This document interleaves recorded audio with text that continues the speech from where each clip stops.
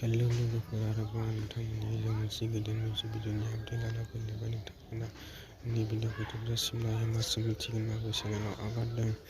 नोंथांमोना आंनि चेनेलाव गोदान अपसन फैदोंब्ला आंनि चेनेलखौ लाइक, शेयार, साबस्क्राइब खालामनानै आरो बे एलबामखौ रिलिज खालामबाय। नोंथांमोना बे एलबामखौ बिथां